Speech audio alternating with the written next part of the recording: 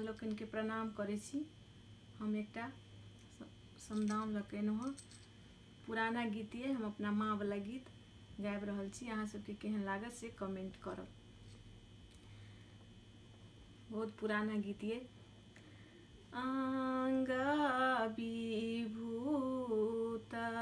गले रुद्रमाला, जल लेने गौरी ठारयो, पैर धोऊ पाट बैसु ईश्वर महादेव, कहु शिव कुशल समादय, पैर धोऊ पाट बैसु ईश्वर महादेव,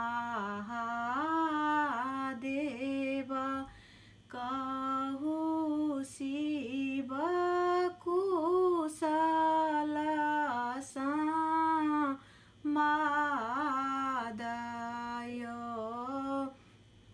एकत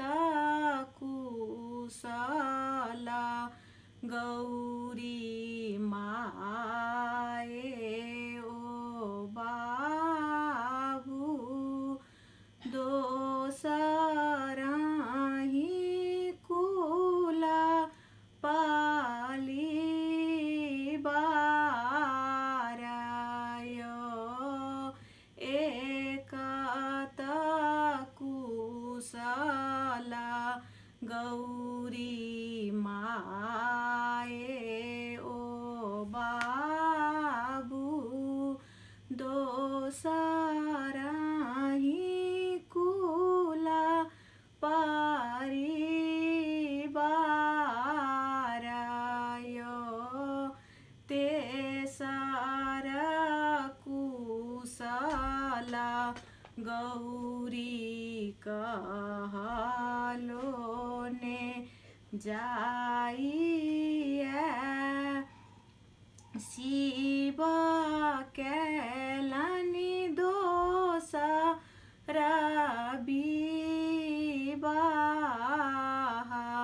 यो, तेसर कुशल गौरी कहलो ने जाइए, शिव कैलनि दोसर विवाह यो, किनिका सन गौरी पातरी छितरी, किनिका सन सुकुमारी यो, किनिका सन गौरी पातरी छितरी, किनिका सन सुकुमारी यो,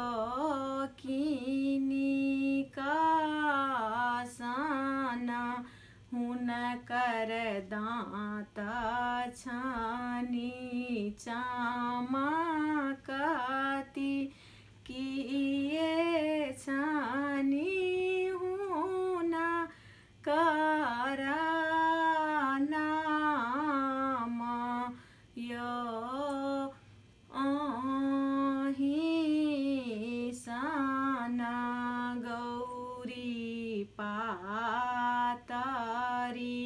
छितरी, अहि सन सुकुमारी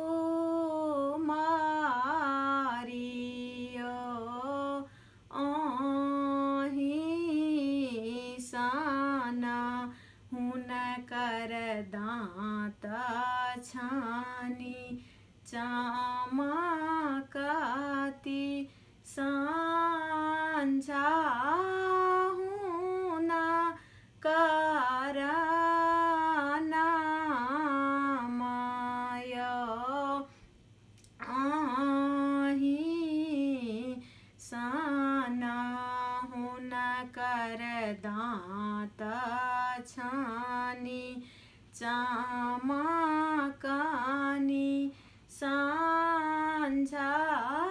हुना कराना माय मरतौगे सांझा तोरो जेठा भैया होए तौ में कोखिया बिहुनाय मोर तौगे सांझा तोरो भैया होए तौ में कोखिया बिहुनाय जूनी कहू आहे बहिनो मरत मोरा भैया जूनी कहू कोखिया बिहुना यतीना भुवन बरकतहुने भेटला सौतीना भेलाही हाँ मार गेती ना भुवन बरकतहुने भेटला सौतीना बेला ही हमार ये कार्तिक गाना पाती गोद खेलाए बा चेरी न भए रहा बातो हारा यो जूनी कहू आहे बहिनो मरत मोरा भैया जूनी कहू कोखिया बिहुनाय कार्तिक गाना पाती गोद खेलाए बा चेरी न भए रहा बातो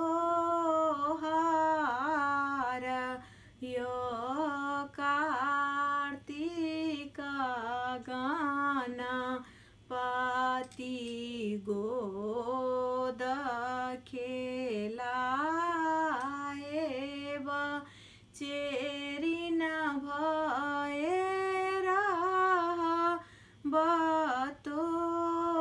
हार यो। धन्यवाद। केहन लागत